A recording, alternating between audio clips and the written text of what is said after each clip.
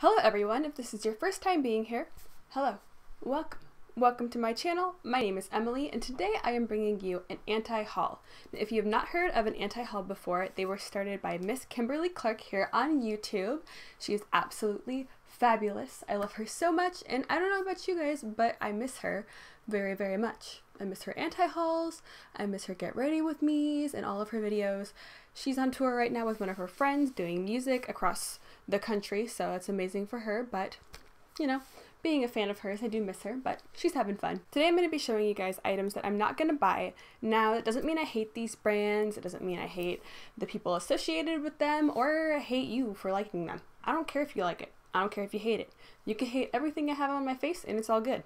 You know, people have preferences and, you know, that's why we are all different, and that's why there's so many different types of makeup, because it's got to cater to everyone. And some brands are better at doing that than others. But nonetheless, today I'm going to be showing you what I am not going to buy. In the tradition of Kimberly Clark, she always says to open the anti-hauls with this song.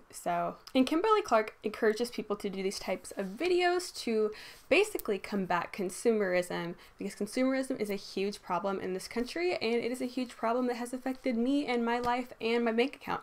So without further ado, let's go ahead and get into what I am not going to buy. But I'm not gonna buy. Kimberly always tells everyone to sing at the beginning of the anti-hauls, and no one ever does it. So there you go, Kim. That one was for you. Let's go ahead and get right on into it.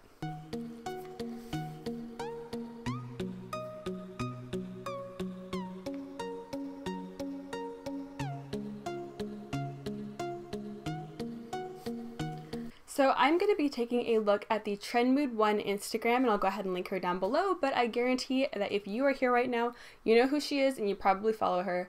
But I am not going to be purchasing the Natasha Denona mini palettes.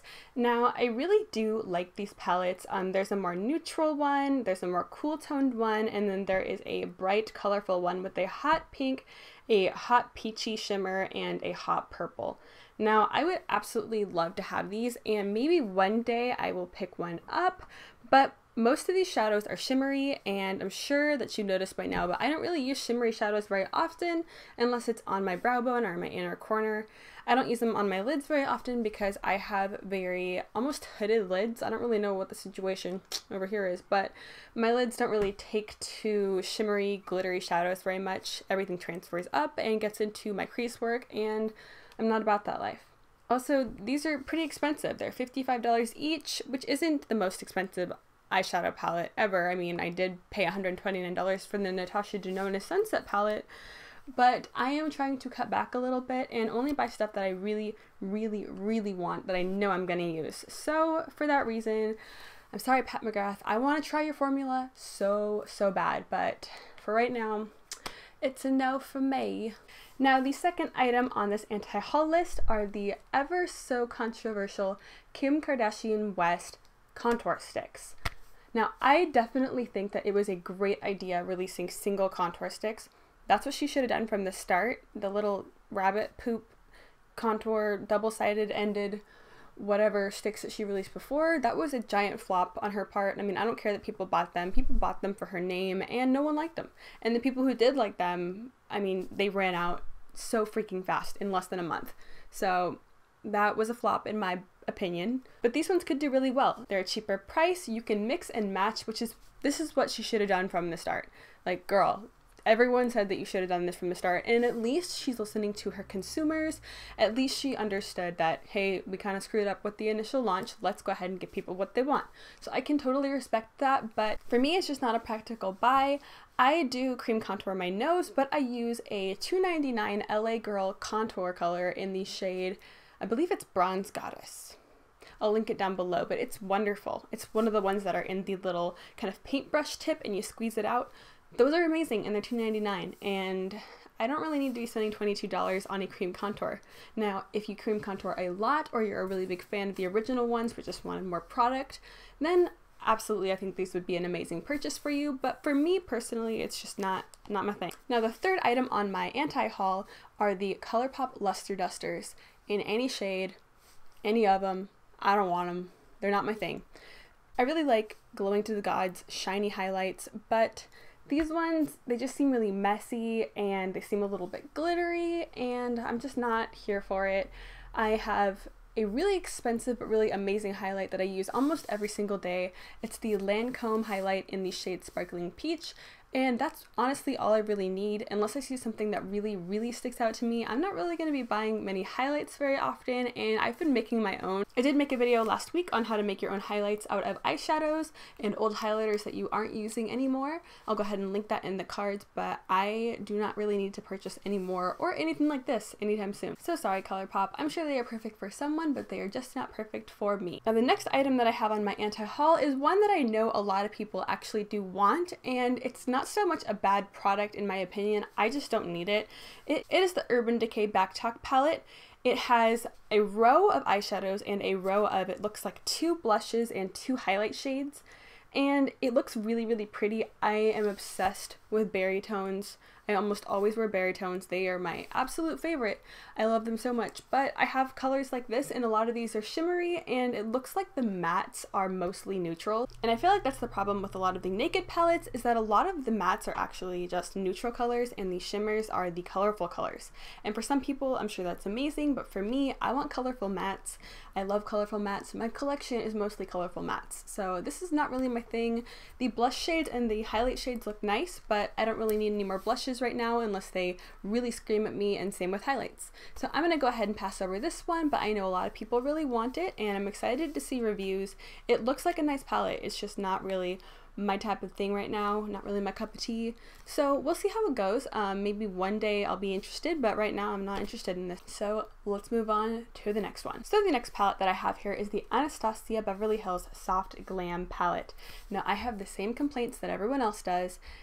This just kind of seems very basic and bland, and I know that there's a story behind it. I know that Norvina made it for her mom, but this to me is like stepping in a time machine and going back to 2015. Like every palette I feel like looked like this in 2015, and I feel like if you were into makeup then, you have stuff like this. Even if you're into makeup now, you probably have stuff like this, but for Anastasia's brand, I don't really think that this is a step in the right direction.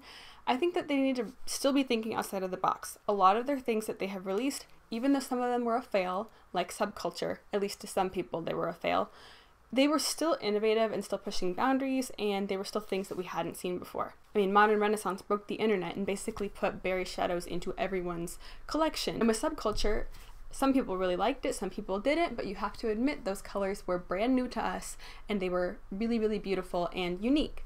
This to me just isn't my cup of tea. It's very bland, boring. There are some standout shades in there that I would like, but a lot of them are already singles in her permanent collection. So if I really want a shade, I will just get the single shade. So that is why I will not be getting the Anastasia Beverly Hills Soft Glam palette. So the next palette that I am not going to be getting on my anti-haul list is the Makeupforever Starlit Glitter palette. Why Makeupforever? Why? Matte shadows with glitter? Really? It's 2018. Stila released the Magnificent Metals liquid glitter shadows last year, and ever since then, any brand that has been putting out an actual physical shadow with glitter in it has not even come close to those shadows. So I feel like Makeupforever is just taking a step in the complete wrong direction, just taking a total 180, because if they wanted to really shake up the game and do something that people would want, do liquid eyeshadows with glitter, like the Stila ones. A lot of companies are doing it. It's okay. Makeup companies copy each other all the time. That would be more practical for the market and for what the consumer wants. No one wants to sit there and pack on a physical shadow with glitter and experience the glitter fallout and have to spray their brush down and do all these extra steps when they could just whip out a wand, place it on their eye, and call it a day. To me, that doesn't make any sense. I don't understand what their marketing tactic was and why they were even doing this in the first place, but you know, that's just my opinion. Some people may love it. It might be totally some people's thing, but for me personally, I don't want anything to do with this. I think that this is really kind of a step backwards, and I'm not about that life. So the next thing on my anti-haul list is actually a brand. Now this is not meant to be rude or mean in any way. Even though it might come across that way, I promise it's not supposed to be mean. It's just my personal opinion, and I completely and still respect anyone who still buys from this brand, and I have absolutely no problem with anyone who buys from this brand. Why would I? It's makeup, people. Come on. It is Morphe, and the reason why I'm not going to be really purchasing from Morphe very much anymore, or if any at all of their releases have done absolutely nothing for me. They released a palette that looked like a concealer palette, but it was an eyeshadow palette.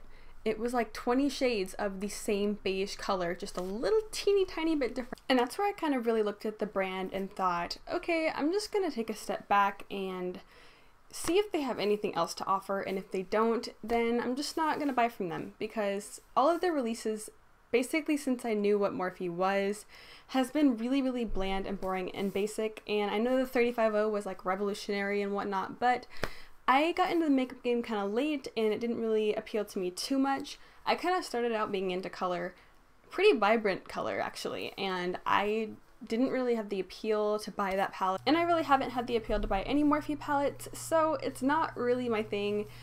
And I really hope that they kind of maybe hire some more creative people or take a different approach to their brand, because a lot of people are jumping off the Morphe train and have been jumping off the Morphe train for a long time. People haven't really been into Morphe, at least that I can tell, for the past couple of years, and it's been kind of on a decline in my opinion. So that is what I have to say about that. No more Morphe for this gal. And my last item on the anti-haul today is the Urban Decay Naked Petite Heat Palette. Now, I really wish that I would have saved my money on buying the Naked palette, the original Naked Heat palette, and just got this guy.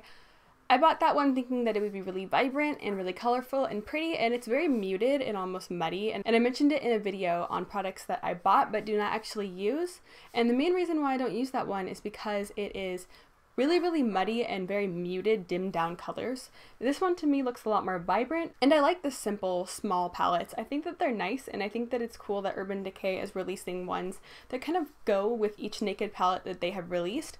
To me, this is an exact copy of the Urban Decay Naked Heat palette, with the saturation turned up a little bit more just to be a little bit more vibrant. And I know a lot of people are disappointed because they wanted to get this one and to add to their collection of the little mini Urban Decay palettes, and this one looks almost exactly like the Naked Heat, just a little bit better. I think that it's a nice addition to their existing collection of the little mini palettes, but I just wish that they would have, or just done something different with the path that they took on this, because now they've almost kind of isolated the group of people who already bought the original one, and they're only really appealing to the people who haven't bought the original Naked Heat palette, and a lot of people have already bought the original one, so I feel like they kind of just push those people to the side, and their demographic of people that they're appealing to is a lot smaller now, which means that their customer base is going to be a lot smaller, if that makes sense.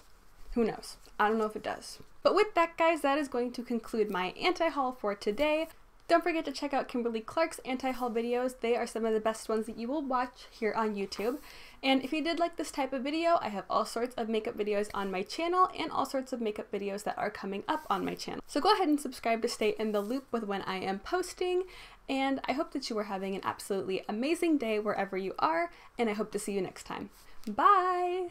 I tried to do something different with my makeup today, and I used some old products that I had mentioned in my products I don't use anymore, the Nicole Guerrero Glow Kit, and I remember why I do not like those products. Glitter fallout all over my face. Chunky stripe of glitter chilling on my cheekbone. This is not the life I am about.